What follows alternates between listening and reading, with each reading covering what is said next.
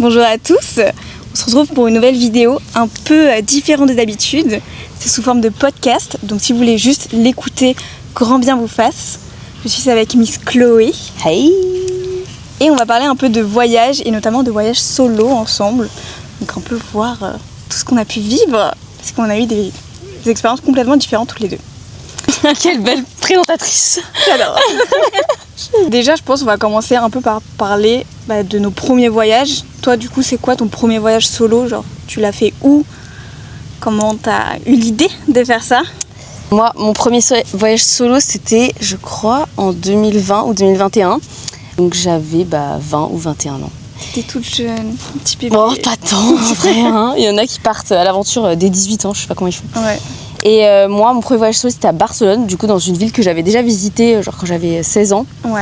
Et je sais pas, genre, quand j'étais allée à 16 ans avec ma famille, j'étais en mode, mais cette ville, c'est ma ville. Genre, je sais pas pourquoi. T'avais kiffé. Et pourtant, c'est genre presque 6 ans après que j'y suis allée. Et en fait, j'étais dans une période où j'étais pas très bien, je savais pas ce que je faisais de ma vie. Genre, j'étais un peu perdue dans tous les points.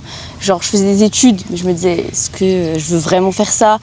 J'étais perdue sentimentalement, même. Ouais. Non, amicalement, ça allait en vrai. Et je sentais que ma place n'était pas à Paris. Ça a été le début. Le début d'une longue aventure. Le début de je déteste Paris. Comme mes parents, ils me voyaient plus faire une vie classique, quoi. Genre, je fais mes études, j'ai un travail et je reste à Paris. J'avais du mal à me dire, non, je peux faire autre chose. Et du coup, j'étais trop mal. Je suis allée voir un psy, etc. Et en fait, suite à ça, je me suis dit, ok, j'ai besoin de me retrouver, d'être seule avec moi-même pour réfléchir. Ouais. Et j'avais trop cette idée de retourner à Barcelone et peut-être vivre là-bas. Du coup, comme je cherchais un peu ma ville. Et du coup, je suis partie un mois toute seule là-bas. Ah, t'es partie un mois? Ouais. Pour le premier? Ouais, direct. Putain, je savais pas. Genre, j'étais partie moins longtemps. J'ai booké un Airbnb pendant un mois chez l'habitant en plus parce que ça coûtait super cher. Ouais. Je crois qu'il s'appelait Guillermo d'ailleurs. Soit. Si tu nous vois, coucou Guillermo.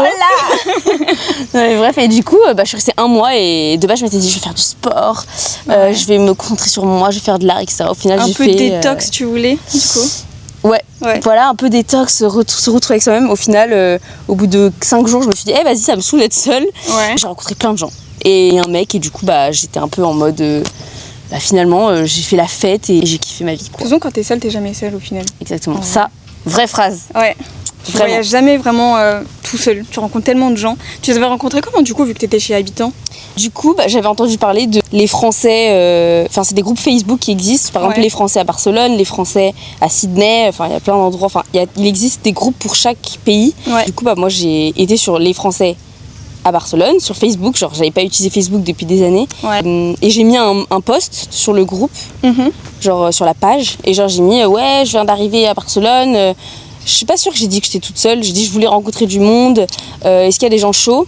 Et il y a plein de gens qui m'ont répondu. Mais après, genre, en tant que meuf, du coup, j'ai répondu qu'aux meufs.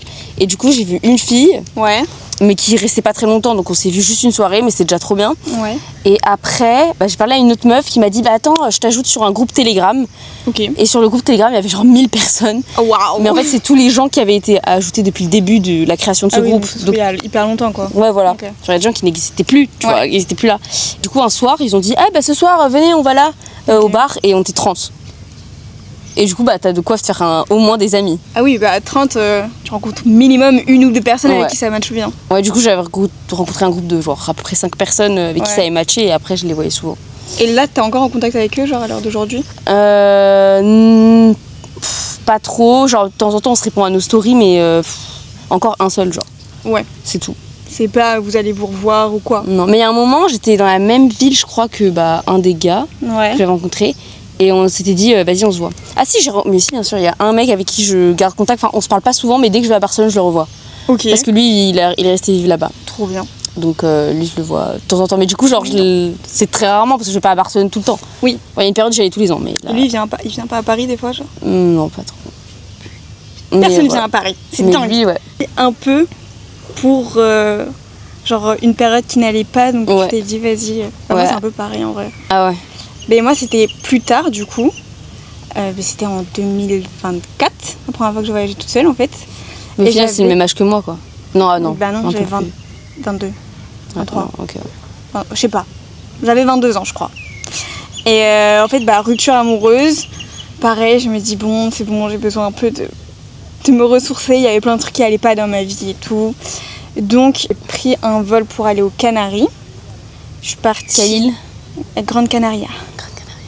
Mais j'en avais aucune idée, genre je ne connaissais absolument pas les îles des Canaries et tout. J'ai pris la moins chère, j'y suis allée, j'ai réservé ma petite auberge de jeunesse, ma petite voiture, papa. Ça a été une de mes meilleures expériences pour me ressourcer. C'était trop bien, parce que j'étais un peu loin des problèmes et tout, je kiffais. Mais le problème, c'est que je suis partie en ayant une otite. Et que pendant ce voyage, je prends l'avion, j'ai une otite mais je suis pas au courant. Et puis là, t'as mon tympan à un moment donné qui fait un petit bruit, tu vois. Genre les bubble tea, quand tu plantes la paille, ça fait exactement le même bruit, mais dans mon oreille pendant que j'étais en vol. Ah, donc tout le long, c'est pas qu'une fois ? Non, bah si, ça me l'a fait une fois, mais après, genre j'entendais plus rien. Quelle horreur. Mais au début, je pensais que c'était la pression. J'avais pas pris beaucoup de fois l'avion avant, tu vois, dans ma vie. Du coup, je m'étais dit, c'est la pression, il y a plein de gens qui entendent plus rien au bout d'un moment. Peut-être que c'est ça. Et en fait, quand je suis arrivée sur place, je me suis rendu compte que je n'entendais plus rien du tout. Mais genre, plus rien. Du coup, je prends ma voiture. Déjà, ça commence mal, la barrière, elle s'ouvre pas. Du coup, je bloque tout le monde dans l'aéroport. Ensuite, je pars et tout. Je mets mon petit GPS, je roule à fond, j'arrive devant l'auberge. Et là, c'est à ce moment-là où je me suis rendu compte que je n'entendais vraiment plus rien. C'est que tu avais une dame qui était sortie. Et moi, je devais sonner à l'interphone. Donc, je sonne à l'interphone, je parle. Et j'entends, tu sais, comme si on me chuchotait, genre en mode « Oh là !» Tu vois, juste comme ça. Et je me dis, bon, genre la dame elle est chiante, tu vois, genre elle veut pas sortir, elle veut pas m'expliquer et tout. Et je tends mon oreille et je hurle à travers l'interphone et en fait la dame était juste derrière moi. Ah non mais... En fait je me suis vraiment retournée et je l'ai vue, tu sais, elle me regardait en mode Madame, qu'est-ce que vous faites ? Enfin, parlez-moi en face, je ne suis pas dans l'interphone. Ça t'a marqué parce que c'est vraiment très précis, genre tes souvenirs. Mais je me rappelle détail par détail parce que j'avais honte. Déjà j'avais beaucoup moins confiance en moi, du coup la honte elle venait très rapidement. Et là j'étais seule dans un pays où je parle pas espagnol, du coup tu sais je parlais un peu anglais mais je parlais pas espagnol et la dame me parlait en espagnol pour le coup. Et tu sais je devais me justifier en anglais et dans la panique j'étais en mode sorry, I don't know, les oreilles. C'est fou parce que ton début d'aventure genre se passe trop mal, mais t'as quand même continué de ouf à voyager seule après. Ouais, mais parce qu'en fait je me suis dit ça c'est juste un problème médical, tu vois, et c'est pas hyper grave. Après quand je suis rentrée en France, je me suis fait soigner. Je savais pendant le reste de mon voyage que j'avais un problème aux oreilles. Je savais pas exactement ce que c'était, mais je savais que j'en avais un. J'ai préféré profiter et franchement j'ai trop kiffé après le reste du voyage. J'ai rencontré du monde et tout. C'est pas le moment où j'ai rencontré le plus de monde parce que je pense que j'étais un peu fermée, j'étais trop dans ma bulle. Ouais. Pourtant c'était en auberge. J'étais en auberge mais il y avait personne. Ah ouais ? Il y avait 0 personne dans l'auberge. Mais comment ça se fait ? Parce qu'en fait j'étais dans le nord de l'île. Et c'est pas touristique. C'est moins cher et le nord de l'île est beaucoup moins touristique et le sud était très touristique et de toute façon tu le voyais, genre t'avais les gros bâtiments, c'est un peu Ibiza, tu vois, les gros bâtiments, les grosses plages bien belles et tout. Dans le nord c'était moins ça, tu vois, t'avais plus des toutes petites maisons, enfin c'était plus chill. Ok. Mais ouais, c'était le premier et du coup il m'a un peu marqué et après j'ai enchaîné plein de micro petits voyages solo, parce que ça me faisait grave du bien et c'est là où je me suis rendu compte que j'aimais ça, tu vois. J'adore. Et que ça me dérangeait pas, tu sais, genre c'était un peu... Tu sais, tu te surpasses un peu. Et du coup, ton plus long voyage solo, c'était quand ? C'était celui aux Canaries ? Genre la plus longue période ? Ouais, je pense, parce qu'après, sinon, c'était que des petits trucs. Des petits week-ends parce que tu travaillais, quoi. Ouais, c'est ça, c'était des petits week-ends, je partais genre 3-4 jours, ce genre de trucs, et après, c'est tout. Moi, c'était parce qu'il y avait les grandes vacances. Ouais. Et que j'avais pas encore d'alternance ou quoi, donc... ouais, c'est pratique. C'était juste avant, en fait, d'avoir une alternance. Le mois d'avant, genre le mois d'août, et après septembre. Ça date les grandes vacances. Grave. C'était bien. T'imagines comment on voyagerait tout le temps si on avait tout le temps des grandes vacances ? Ouais. Après, il faudrait l'argent aussi. Ça, c'est un petit détail. Mais toi, d'ailleurs, du coup, niveau argent, tu faisais comment pour les voyages ? Là, à Barcelone ? En règle générale. En général, juste je travaille pendant une certaine période de l'année à fond, ou même pas forcément à fond. Ouais. Je mets de côté un max pour après pouvoir repartir pendant plusieurs mois. Et finalement, ça coûte quand même beaucoup moins cher d'être à l'autre bout du monde plutôt qu'à Paris, quoi. Et aussi, j'ai la chance de pas avoir d'appartement. Et comme je suis pratiquement tout le temps en voyage ou avec des jobs qui me permettent de vivre à l'étranger, j'ai pas besoin d'avoir un appart. Donc, j'ai la chance de rentrer chez mes parents. Merci papa, maman. Ça, quand je suis en France. Et de toute façon, je rentre plus en France pour les voir plutôt que pour refaire de l'argent. Enfin là, depuis 1 an et demi. Quoi. Mais du coup, tu budgétises pas tes voyages. Juste, tu te dis, je genre j'essaie de mettre un max de côté, je pars en voyage et je vois un peu sur le fil où je veux atteindre ce montant-là avant de partir et après tu pars. Je me dis je veux atteindre ce montant-là avant de partir, mais par exemple là pour le voyage qu'on est en train de faire, je l'avais pas atteint. Moi non plus. Comme au final on est en Asie et que ça coûte quand même beaucoup moins cher que la France, ça va, genre je sais que je vais pas revenir avec 0. Et de toute façon, rien n'est fixé. Si on doit rentrer plus tôt, on rentrera plus tôt. Oui. Ou on cherchera un travail ici, même si je pense que c'est un peu compliqué. Non, je pense mais j'essaie quand même de me mettre dans la tête, ok, faut que je dépense dans ce pays maximum temps. Ouais. Et voilà. Mais en vrai, en fait, toutes mes expériences de voyage étaient différentes, donc j'ai pas un plan de budgétaire de base, quoi. Oui. Ouais, parce que tu sais, t'as des gens, ils aiment bien un peu être carrés sur ça et se dire, bon, je dépense tant là-dedans et tout. Ouais. J'ai jamais fonctionné comme ça. En fait, moi, j'ai un peu du mal parce que quand je voyage, je me dis, j'ai trop envie de profiter, quoi. Ouais. Et de me dire, vas-y, j'ai pas trop envie de mettre de limites. Bon, il y a des moments où il n'y a pas trop le choix. Il y a des moments où, genre, je pense pas à ça et je kiffe. Après, je sais que même en France, je suis comme ça. Il y a des moments où je me lâche et, genre, je sais pas, je vais être en soirée, je vais acheter plein de verres et pas trop regarder l'argent. Mais en règle générale, je suis quand même pas à dépenser pour rien. Enfin, j'essaye en tout cas. Enfin, j'ai pas l'impression, quoi. Quand je vois les gens autour de moi, je me dis ça va. C'est pas ce que j'ai vu de toi en tout cas. Voilà. Donc je valide, je confirme. Par contre, la bouffe, voilà. Là, il y a de quoi dépenser, ça dérange pas. Les gens à chaque fois au restaurant nous connaissent, donc oui, on se pose des questions peut-être. Oui, et peut-être arrêter de manger. Et toi, du coup? Moi, niveau budget, en vrai, j'ai jamais vraiment calculé, tu vois. Je sais que je pars parce que je travaille avant et du coup, j'essaye de mettre de l'argent de côté. Après, moi, pour le coup, c'est une situation différente parce que j'ai mon appart, toute seule sur Paris. Enfin, j'avais, parce que maintenant, je l'ai lâché. Mais t'as quand même réussi à économiser pas mal, hein. Ouais, c'était pas gagné au début parce que l'argent part super vite, les aides, tu les as pas forcément, sinon elles baissent ou elles évoluent. Et au final, j'ai réussi à mettre ce que je voulais. Et puis après, j'ai eu aussi pas mal d'argent avec la fin de mon contrat. Moi, j'étais en CDD. Donc du coup, après, tu récupères quand même pas mal d'argent au bout d'1 an. Et ça m'a permis aussi de me rassurer, tu vois. Ça régale. Ouais. Les après, CDD. Pareil, quand t'as ton appart, à la fin, t'as la caution. Si tu rends plus ou moins bien ton appartement, tu récupères une partie. Donc t'as quand même des petits trucs qui font que tu peux récupérer de l'argent à la fin de tes contrats ou à la fin de ton appart. Mais tu vois, typiquement, j'aurais pas pu garder mon appart et voyager. Ouais, non, mais ça c'est compliqué. C'est un truc, sinon, il faut sous-louer, mais c'est censé ne pas être légal. Beaucoup de gens le font. Je trouve que si t'es chopé et tout, c'est la merde. Moi, j'ai trop peur de ça. Ouais, non, mais t'as raison. Je budgétise pas, je me dis, j'aimerais bien partir avec tant. Si je pars avec un peu moins, c'est pas grave. Si j'ai beaucoup moins, je pars pas, tu vois. Enfin, faut pas être débile à partir à l'autre bout du monde sans argent. Après, il y a beaucoup de gens qui le font et qui se débrouillent après sur place parce qu'ils peuvent trouver un métier. Notamment souvent les gens qui partent en Australie, souvent ils arrivent à trouver des jobs et du coup ça équilibre. Mais nous on part en Asie, tu peux pas forcément trouver de taf, c'est plus du volontariat. J'aurais pas joué avec le feu, tu vois, sur ce voyage. Ouais. En fait, il faut toujours quand même se dire qu'il faut partir quand même avec pas mal d'économies parce qu'il suffit que vous ayez une galère. Parce qu'il y en a toujours des galères de voyage, genre un changement de plan ou je sais pas, tu tombes malade ou un truc comme ça. Genre il faut. Notre micro se barre. Il est sur une tongue. C'est vrai que j'ai pas présenté notre super tongue en fait au début. Mais voilà, faut prendre en compte qu'il peut y avoir des problèmes qui peuvent arriver de santé ou je sais pas, tu te sens ultra mal finalement là où tu es, tu veux rentrer.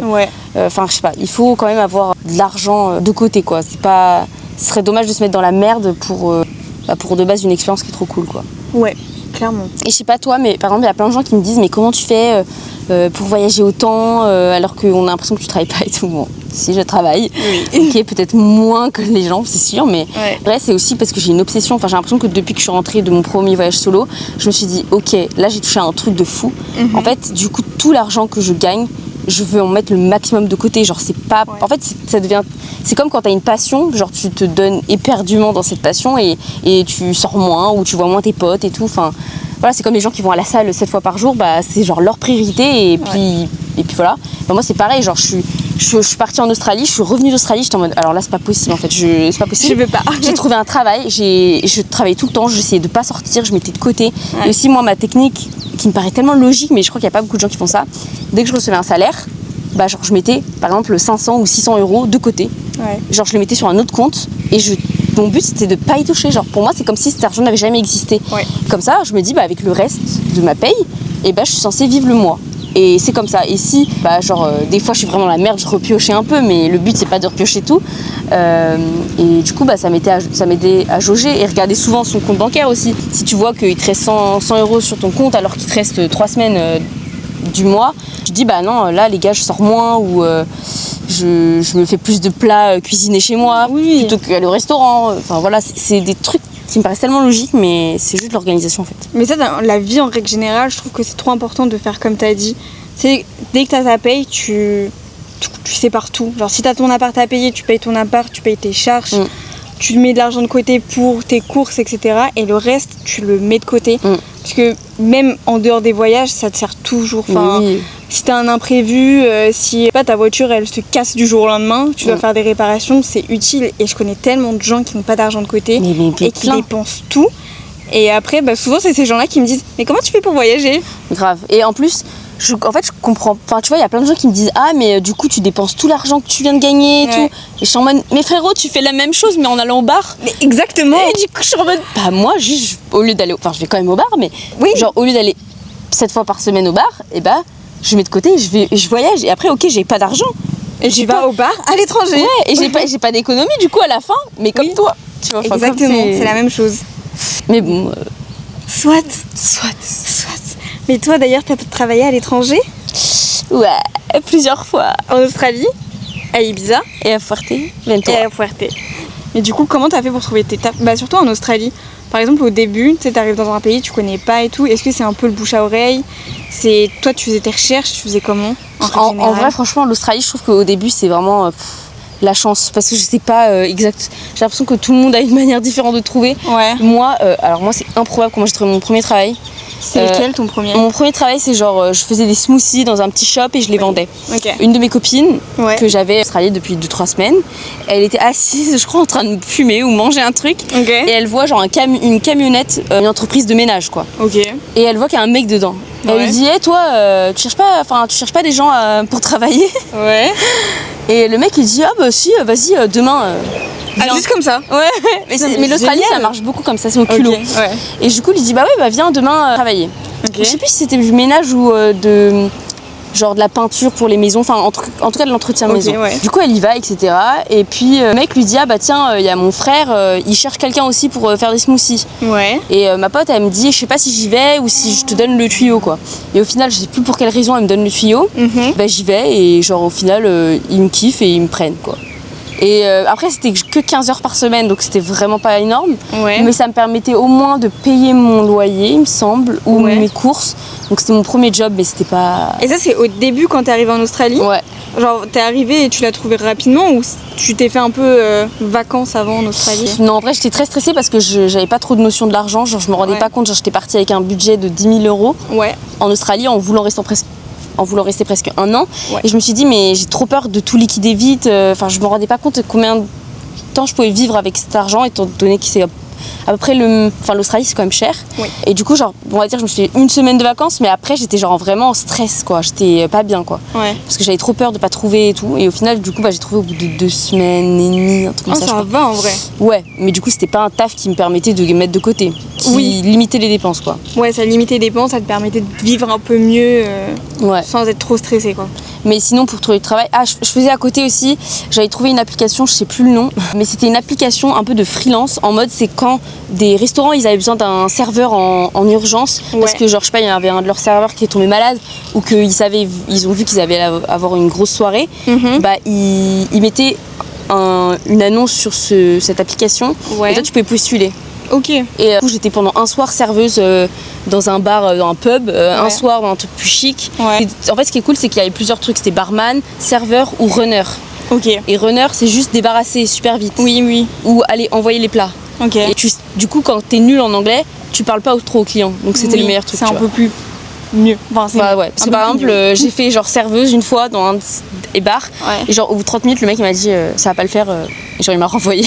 Mais c'est vrai qu'en Australie t'as vachement ce truc de c'est ciao un peu instant quoi. Enfin ils peuvent un peu te dégager. Ils m'ont dit on te paye quand même. Parce que c'était genre juste une soirée et tout, et voilà. J'ai dit mais là en fait tu nous retardes plus qu'autre chose. En vrai c'était dur, j'avais envie de pleurer. Je comprends. Bah, surtout quand t'as pas... Tu sais, t'essaies de tout donner. Et en plus, je trouvais ça un peu injuste parce que le mec, il me disait, ok, envoie les plats, en commande, envoie. Et j'étais pas très forte en anglais, mais je suis débrouillarde comme meuf, tu vois. Ouais. Mais il me disait, ok, je sais pas, par exemple, il y a quelqu'un qui commandait une salade d'artichaut sur, je sais pas quoi, un truc, c'était très fancy, tu vois. Ok. Bah, en fait, je ne sais pas à quoi ressemblaient les plats. Oui. Donc quand on me donnait des plats, on me disait, à cette table-là, faut tailler à cette table-là. Donc ok, mais sauf qu'il faut que tu présentes le plat quand tu le donnes. Oui. Mais sauf qu'en fait, frérot, je ne sais pas ce que c'est le plat là, parce que genre à quoi il ressemble. Donc en fait, je peux pas faire ça super vite. Enfin, j'ai pas compris. Je pense que peut-être que c'est la première fois qu'il utilisait l'appli, je sais pas, mais genre c'était pour n'importe. Même si je parlais super bien anglais, j'aurais quand même galéré, je pense. Ouais. Mais bref, du coup, ça fait partie des trucs qui te forgent, quoi. Oui. Je suis partie un peu avec les larmes aux yeux, mais mais je me suis dit. C'est pas grave. Et c'est ok, on maintenant continue. L'expérience te touche encore ou... Non, pas du tout.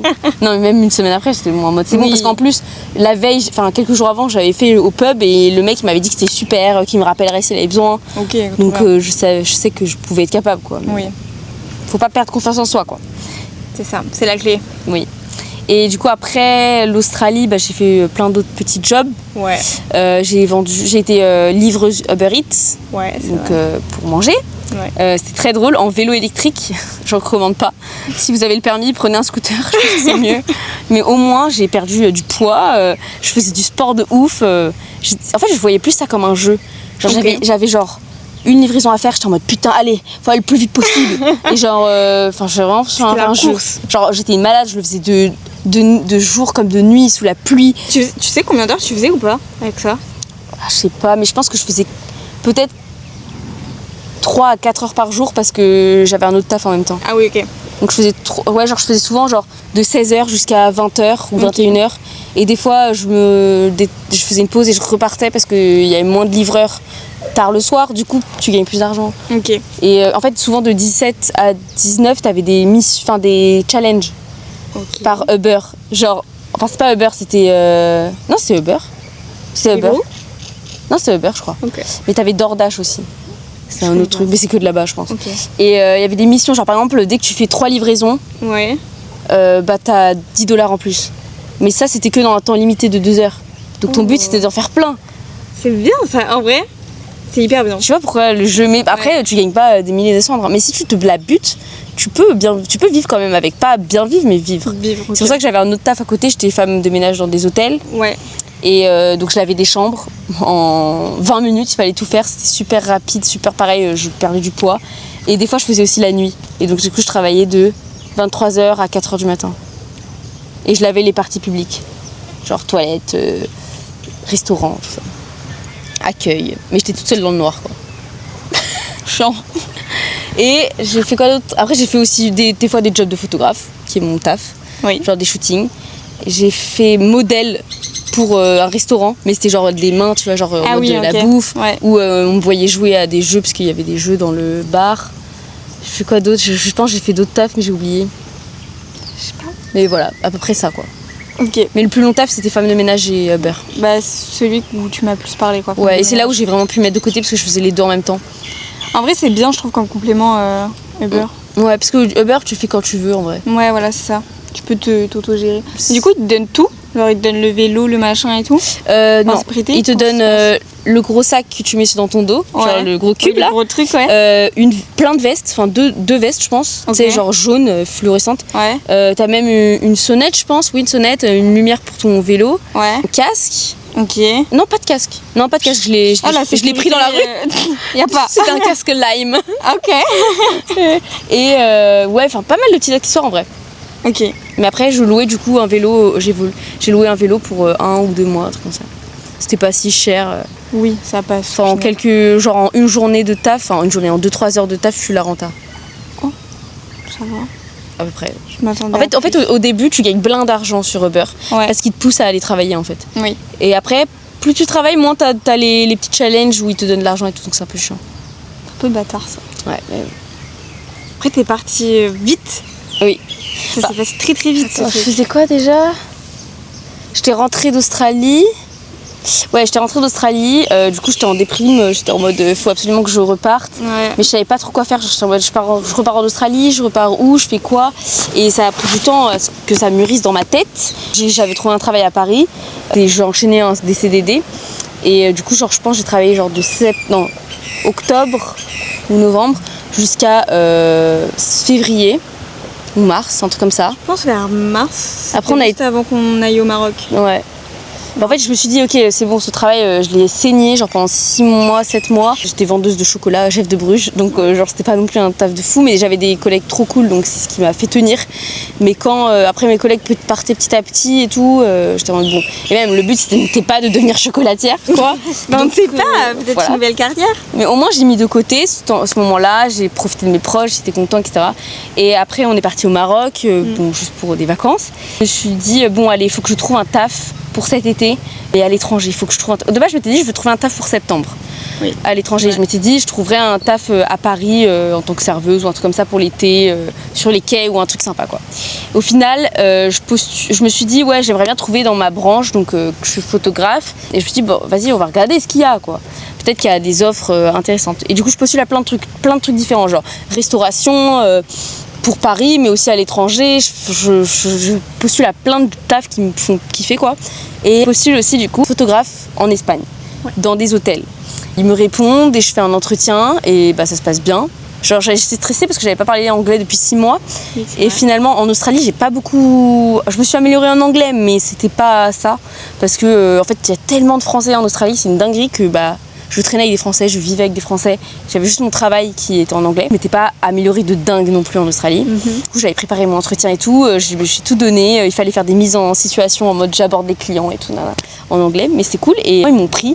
Et vraiment, bah, du coup, j'ai trouvé le travail en 2 secondes. Et ils m'ont dit, bah là, le mois prochain, tu viens, quoi. Enfin, ils m'ont même dit, tu peux venir maintenant. Mais moi, j'étais en mode, non, laissez-moi un peu de temps. Ouais, voilà. En juin, j'y suis allée. Et du coup, bah, j'étais photographe dans des hôtels type Club Med, enfin, c'est pas un peu ça. Ouais, mais ouais, all inclusive. Ouais, voilà, all inclusive. Mon job, c'était d'être là avec ma caméra et de proposer des shootings à tout le monde. Et j'ai fait ça à Ibiza pendant 4-5 mois. Je crois 4. C'était super chaud, c'était super physique, j'ai encore perdu du poids. Vraiment, genre quand je voyage, je perds du poids, je suis trop heureuse. Sauf là, sauf celui-là. Là, on grossit, je pense. Là, on prend du poids, mais parce qu'on fait que de bouffer en même temps. Ouais, voilà.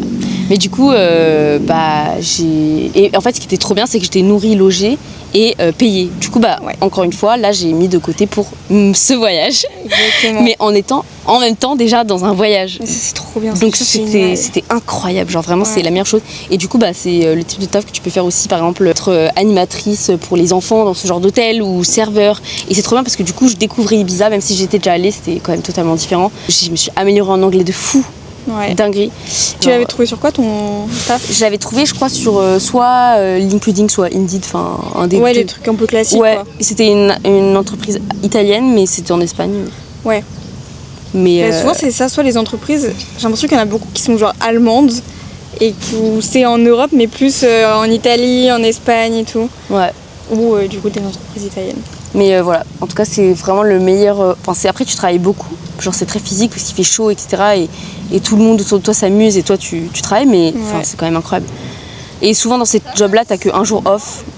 Oui, ça, c'est ce truc. Mais c'était une expérience de fou. Et après, j'ai fait la même chose à Fuerteventura. C'est juste, en fait, l'hôtel où j'étais à Ibiza, il fermait. Du coup, l'entreprise m'a emmenée sur une autre île, quoi. Donc, c'est incroyable. Genre, si je restais toute l'année, enfin des années dans cette entreprise, je changerais peut-être de... Tu pourrais bouger tout le temps, genre ? Ouais, souvent. Enfin, toutes les nouvelles saisons. Ok. À peu près. Putain, c'est bien ça. Mais bon, après, c'est quand même un taf qui est répétitif et dur parce que tu te prends tout le temps des non, on veut pas de photos. Enfin, voilà. Mais au moins, ça t'a permis de t'améliorer en anglais. Ouais, de fou. Et grave d'avoir ce truc aussi, c'est d'aborder, bon, tu l'as déjà parce que t'es photographe, du coup, ça fait partie aussi de ton taf un peu. Ouais. Mais si tu devais aborder des gens tout le temps et tout. Ouais. En fait, tu rencontres des gens, parce que tu rencontres tous les gens de l'hôtel, ça devient une petite famille un peu. J'ai pris confiance aussi en moi sur mon taf de base, quoi. Ouais. Qui est photographe. Parce que c'était quand même pas du tout le type de photo que je fais de base. C'est vrai que ça n'a rien à voir. Et voilà. Allez voir son compte. Toi, du coup, est-ce que quand t'étais petite, tu voyageais déjà... Enfin, tes parents te faisaient beaucoup voyager? Ou est-ce que tu l'as plus eu, ce truc, quand t'étais plus grande, justement à l'âge adulte? En vrai, j'ai eu la chance, j'ai toujours eu à peu près l'habitude. Enfin, j'ai quand même beaucoup voyagé avec mes parents. Mais, et du coup, ça me fait rire parce que maintenant, ils veulent que je reste en France et tout. C'est vrai. Et je suis un peu en mode, c'est vous qui avez créé ce monstre. Ça. Genre, j'ai fait un premier voyage au Vietnam quand j'avais 12 ans, avec ma famille et tout. Et je pense que c'est là que j'ai eu le déclic de waouh, il y a vraiment des trucs différents de ouf ailleurs, tu vois. C'était ton premier gros voyage, enfin, vraiment en dehors de l'Europe, ça ou...